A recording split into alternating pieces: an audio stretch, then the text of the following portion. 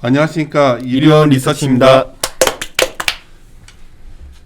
12월에도 자료 많이 쓰시고 그런데 그건 하나도 방송을 못했고 그래서 근데 2020년에 굉장히 중요한 변수 중에 하나가 커머디티 가격이 움직였을 때 인플레 기대를 좀 자극할 수 있지 않을까 하는 질문을 많이 받는 편이거든요. 예. 그리고 또 하나는 어떤 인플레이션 해지 수단으로서의 여러 커머디티들, 뭐 은도 있을 수 있고 금도 있을 수 있고 뭐 다양한 상품이 있을 수 있잖아요. 그런 것들 중에서 뭐가 괜찮은지 뭐 이런 질문들도 좀 있는 편인데 여하튼 사실 당장 가장 중요했던 거는 오페크가 이번에 좀 감산 합의가 좀 안 될 것처럼 그러다가 갑자기 결론이 났어요. 예, 서프라이즈였죠. 서프라이즈? 어떻게 서프라이즈가 나온 거죠? 그거부터 하죠. 우리 오늘 6일날 발표한 오페크 웨이 그 얘기부터 합시다. 예.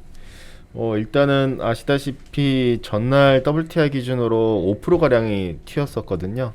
유가가 굉장히 좀 가파른 속도로 튀면서 배럴당 50 지금 현재 장외로 배럴당 $50를 갖다 이미 찍은 상태입니다. 그래서 오펙 플러스가 새해 때 좀 즐거운 선물을 갖다 하나 안겨준 건데, 그러니까 전날에 오펙 플러스 회의가 좀 연기가 됐었거든요. 그러니까 제가 자료의 페이지 2페이지의 표 1번을 봐주시면은 회의 전에는 러시아랑 카자흐스탄이 계속 자기들끼리 어떻게 보면은 좀 계속 증산하자, 예정대로 증산하자 이런 식으로 얘기였고, 그러니까 코로나 백신이 석유 수요가 좀 어느 정도 백신이 나왔고 석유 수요도 완만하게 개선되고 있기 때문에 2월부터는 50만을 갖다가 더 추가로 더 증산을 하자 이렇게 얘기가 나온 반면에 사우디나 UAE라던가 일부 산유국들 같은 경우에는 변종 코로나발 락다운 이슈가 있다라는 점에 조금 초점을 두면서 추가 증산에 대해서는 좀 불가하다 이런 식의 입장이 있었거든요. 근데 회의 결과를 갖다 이제 까본 결과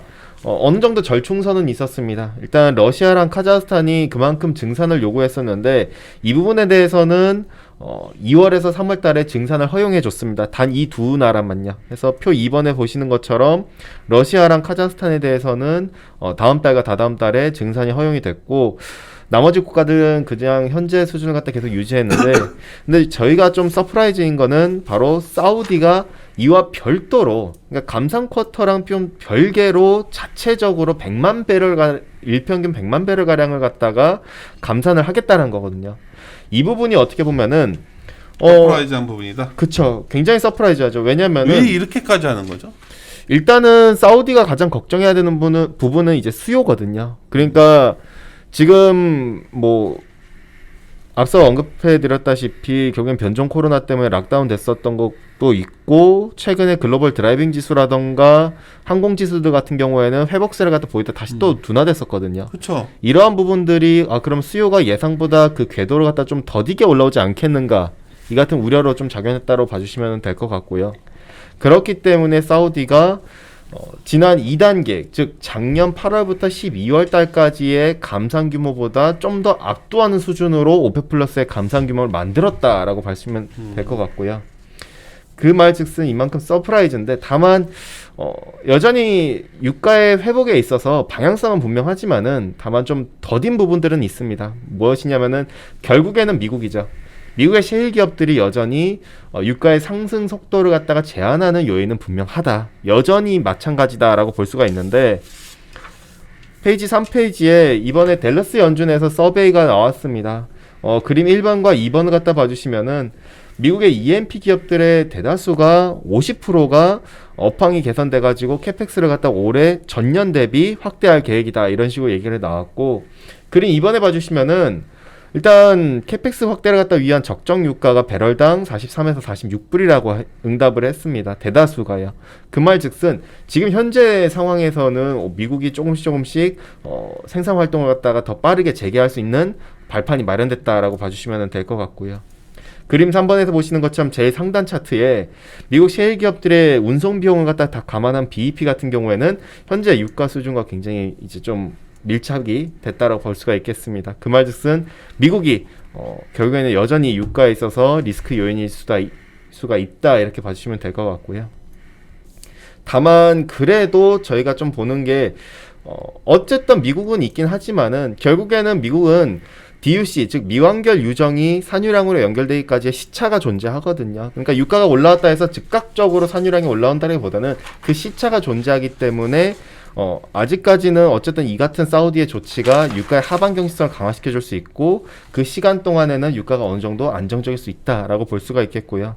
그렇기 때문에 그림 5번처럼 석유 재고 같은 경우에는 어쨌든 점진적으로 내려와 주고 있긴 합니다. 뭐 물론 속도가 조금은 더디긴 하지만은 방향성 측면에서 우리가 계속 나쁘게 볼 필요까지는 없다. 물론 지금 요 최근에 달러화 같은 경우에 조금씩 다시 또 이제 투기적 포지션이 사상 이제 좀 최저치를 갖다 기록을 하고 있다 보니까 어떻게 보면은 기술적인 반등 가능성에 대해서 저희가 좀 걱정하는 부분들이 유가를 갖다가 조금 더 내려가게 하는 요인으로 작용할 수 있겠지만은 다만 이제 방향성 측면에서는 여전히 점진적인 좀 느리긴 하겠지만 점진적인 회복 방향은 계속 유효하다 이렇게 궁금한 보시면 될 것 게 같고요. 상품 가격에서 구리는 좋잖아요 작년에. 그렇죠. WTI 유가는 되게 별로였었고. YTD 기준으로는 상당히 별로였죠. 그러니까 YTD로 그러니까 연간 수익률의 YTD는 제가 봤을 때 이 둘의 극명한 차이는 둘 다 약간 그래도 경기와 수요와 연동되는 거 아닌가요? 그렇기는 합니다. 과거에는 이렇게까지 벌어져 있지 않았잖아요. 근데 이제 차이점이 석유 같은 경우에는 지금 우리가 재고만 놓고 봤었을 때 단순히 재고만 서로 비교한다면은 석유는 굉장히 많이 여전히 차 있는 상태거든요. 근데 구리 같은 경우에는 아시다시피 작년도 같은 경우에 상반기 때 광산에서 공급 쇼크가 발생했었거든요. 코로나 때문에. 그리고 하반기 때는 중국이 수요를 갖다가 굉장히 세게 드라이브를 걸었습니다. 그러면서 재고가 빠른 속도로 소진이 됐거든요. 이 두 가지 요인 때문에 서로 좀 극명하게 차이가 났다라고 볼 수가 있겠고요. 그래서 색깔 자체가 비철 지금 특히 구리 같은 경우에 YT로 굉장히 작년 연초 대비했었을 때는 상승 속도가 굉장히 가팔랐고 플러스로 이미 전환된 상태이고요. 재고의 차이 그리고 중국이라는 수요 주체의 차이 이런 것들이 있었다라고 봐주시면 될 것 같고요. 그래요. 이제 유가에는 앞으로 계속 얘기를 많이 하게 될 것 같고 제가 또 궁금해하는 게 어떻게 했던 간에 2019년, 2020년이죠. 2분기에 유가가 굉장히 내려왔죠. 그 기저 때문에 이번에 튈 텐데 근데 그게 여러 가지 이후에 매크로 변수들을 좀 자극할 수도 있다는 걸 저희는 좀 고민해 왔잖아요. 그건 유효한 거죠 지금도. 여전히 유효합니다. 그래서 올해 상반기 때 결국은 그 유가의 기저가 어떻게 보면 기대 인플레이션이라 볼 수가 있겠는데 그걸 놓고 본다면은 사실 작년도 아시다시피 3월부터 5월 달까지가 유가가 굉장히 최악이었거든요. 근데 그때 구간대를 갖다 감안을 한다면은 전년 동기 대비 상승률로 본다면은 올해 3월부터 5월까지의 그로스는 굉장히 빠른 속도로 튈 테고요. 이때 그러면 기대 인플레이션도 같은 방향을 갖다 보일 텐데 결과적으로 자산에 있어서도 그러니까 결국 인플레이션 해지 자산들이 굉장히 우호적이겠죠. 그러니까 원자재 전반적으로 봤었을 때 해지 자산 대표적으로는 결국에는 금이나 은 그쵸. 그리고 농산물 이런 자산들이 굉장히 각광을 받을 테고. 그래서 이미 농산물과 은 같은 게 좀 좋아 보인다 아니에요 요새. 그게 있고 또 하나는 아까 인플레이션 해지 얘기했는데 그러다 보니까 너무 쉽게 요즘 이제 인플레 기대가 생기니까 모든 걸 다 팔아서 현금을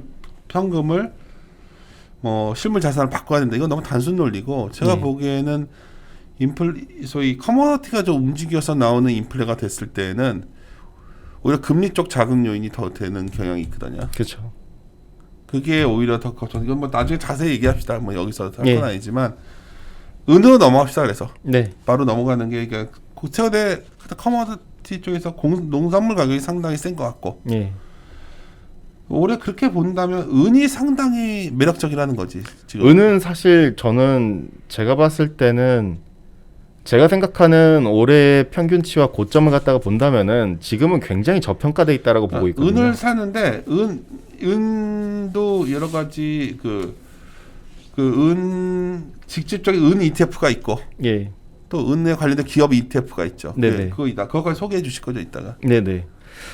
일단은 먼저 ETF 관련해서 소개를 갖다 드린다면은 우리가 기본적으로 이제 원자재 ETF 하면은 이게 선물형 ETF가 있고요. 현물형 ETF가 또 따로 있고. 현물형이 있지. 그리고 기업 중심으로 구성된 그러니까 주식으로 구성된 ETF들이 있습니다. 그래서 별거 아니에요. 주식은 그 회사들이 들어 있어요. 그렇죠. 그렇기 때문에 왜 작년 상반기 때 제가 원유 선물 ETF를 갖다 투자하지 마시라고 막 말씀을 드린 적이 있었는데 그럴 바에는 차라리 주식형 ETF를 갖다가 사시라 이렇게 말씀드렸는데 결국에는 선물형 같은 경우에는 롤오버 하는 그런 것들을 갖다 고려를 해야 되고 반대로 이런 주식형 같은 경우에는 롤오버에 대해서는 좀 걱정 갖다 안 해도 되는 부분들이 은도 있습니다. 마찬가지예요? 예, 어쨌든 뭐 귀금속도 다 마찬가지죠. 은도 그럼 기업형. 근데 여기에 나와 있는 은 같은 경우에는 현물형이기 때문에 조금의 차이가 있다라고 봐주시면 될 것 같고요. 기업들이 아주 매칭이 확 되는 느낌이 아니었거든. 구성 종목을 봤더니 아닌가? 거기에는 이제 은 생산업자들 중심으로 좀 돼 있다 보니까요. 다만 그 중에 뭐 고려아연도 있을 테고요. 고려아연 껴 있어서. 예, 왜냐면은 고려아연이 은도 생산을 그 하니까요. 얘기했는데 부산물로. 누구 보러 은 이래 뭐 복잡하게 얘기하길래 그럼 고려아연 사. 내가 그랬거든.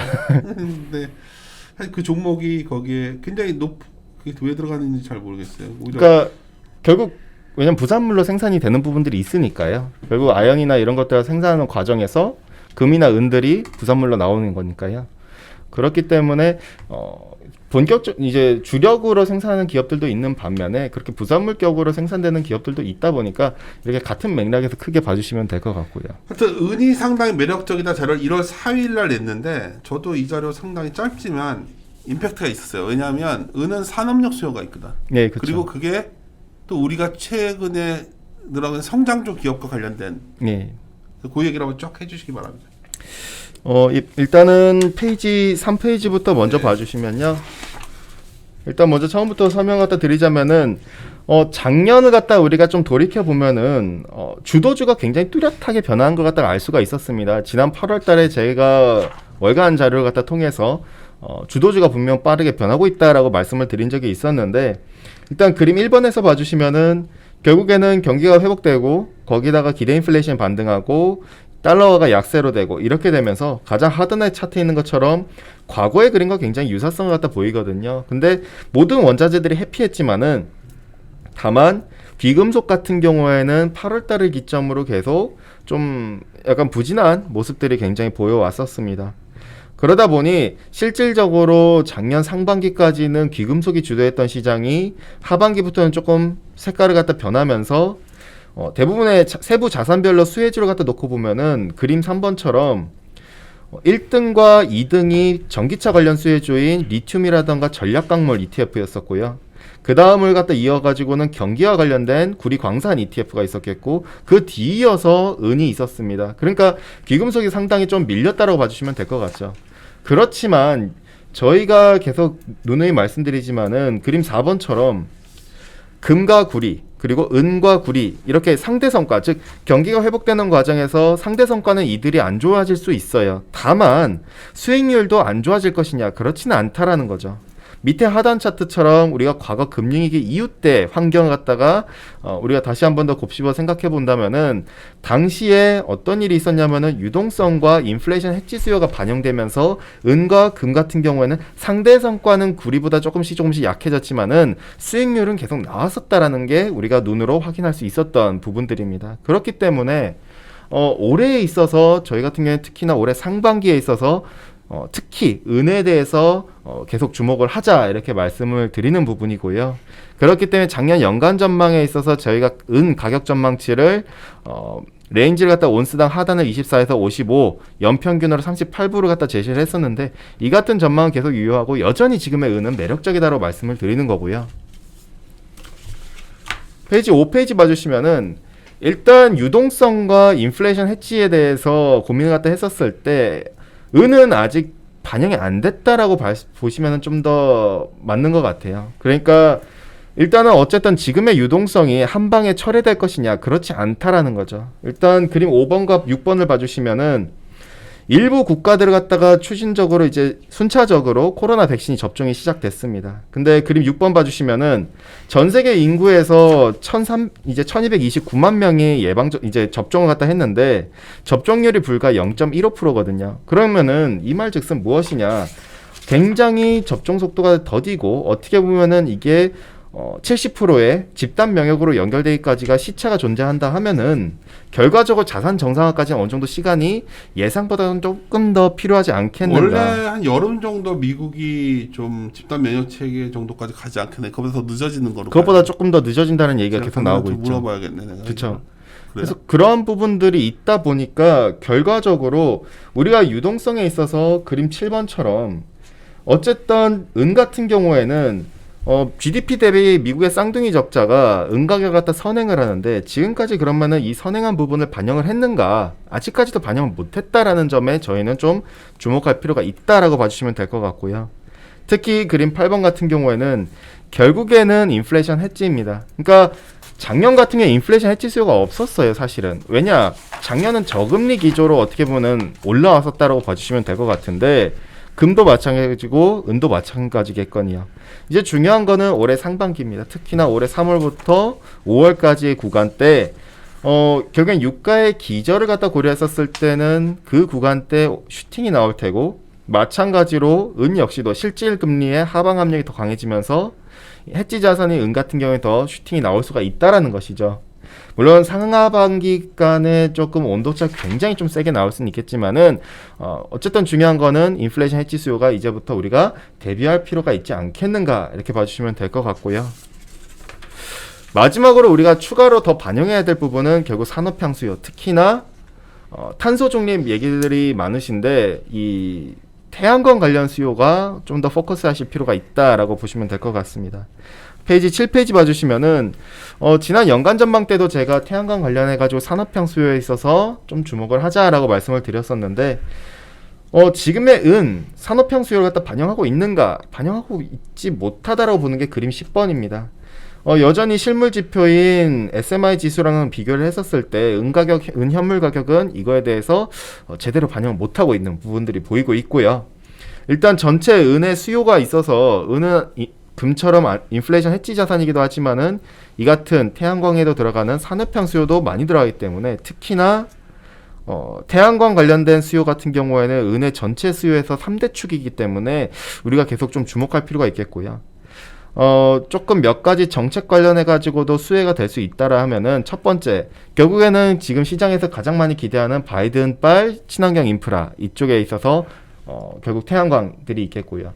두 번째로는 조금 디테일한데 중국 쪽에서 지난 경제공작회의에서 탄소 중립을 갖다 주요 정책 과제에 포함을 시켰어요. 근데 이 탄소 중립과 관련해 가지고 마침 12월 말에 이런 친환경 인프라를 갖다가 관장하는 국가에너지국에서 발표한 게 2021년에 태양광과 풍력에 있어서 신규 증설을 갖다가 120기가와트까지 확대하겠다라 했죠. 근데 중요한 거는 작년 1월부터 10월까지가 신규 증설된 규모가 불과 46기가와트였거든요. 그러면 이걸 감안을 하면은 굉장히 많이 늘어나는 것이고 향후 10년 동안 1200기가와트를 갖다 짓겠다. 그러면 못해도 연평균 74기가와트를 갖다 지어야 되기 때문에 어쨌든 올해가 그게 원년이 될 수도 있고 특히나 14차 5개년 계획이 들어가는 해이기 때문에 조금 주목해봐야 되지 않겠는가. 그러니까 전체적인 정책들, 주요국들의 정책의 방향이 친환경 탄소 중립이다. 그러면은 은에 있어서 굉장히 이 같은 수요들에 있어서 우리가 좀 관심 가져야 되고 아직까지도 실물 수요를 갖다가 반영을 못한 은에 있어서 좀 더 긍정적으로 접근해야 되지 않겠는가 이렇게 보시면 될 것 같고요. 그렇기 때문에 저희는 좀 추천하는 ETF로 은 관련해서 현물 관련 추종하는 ETF는 SLV라던가 SLV 이거 잘 모르시니까 이거 어떻게 거래를 할 수 미국에 상장되어 있습니다. 제가 이번 우리로 말하면 해외 저쪽 팀에서 하는 건가? 그쵸. 근데 이제 어쨌든 개인분들께서는 요즘 또 이제 서학 개미 운동 해가지고 많이들 또 투자를 갖다 하시고 하시는데 일단 중요한 거는 미국에 있는 상장된 ETF들 중에 은현물 관련해가지고 SLV ETF가 있겠고요. 두 번째로는 앞서 언급드린 대로 이제 은광이라던가 또는 은생산업자를 중심으로 된 주식형 ETF인 SIL이 있습니다. 이러한 ETF들에 대해서도 우리가 좀 관심 있게 좀 봐주시면 될 것 같고요. 제가 이제는 위클리 형식으로 이렇게 원자재를 갖다가 앞으로 계속 찾아뵐 텐데 조금 어떻게 보면은 좀 더 그냥 그전에는 방향성만 이렇게 제가 말씀드렸다면은 이제부터는 방향성과 함께 좀 더 접근하시기 용이한 이런 투자 관련된 ETF들도 소개를 갖다 드릴 테고요. 계속 참고하시면서 뒤에 차트들은 펀드 플로우라던가 그러니까 자금 흐름이라던가 지금에 있어서 투기적 자금들의 동향이라던가 이런 것들도 정리를 해놨기 때문에 많은 도움이 되실 거라고 좀 보고 있습니다. 그래서 SIL이 더 나아요? 저는 개인적으로 좀 낫다라고 보고 있고요. 올해는 커머디티가 중요하니까 아까 말씀하신 대로 또 ETF나 이런 것도 꾸준히 업데이트해서 뭘 직접적으로 해야 되는지도 한번 해주셨으면 좋겠습니다. 하여튼 올해도 잘 좀 부탁드리겠습니다. 예. 마무리 짓도록 하죠. 네, 함께 고민하시죠.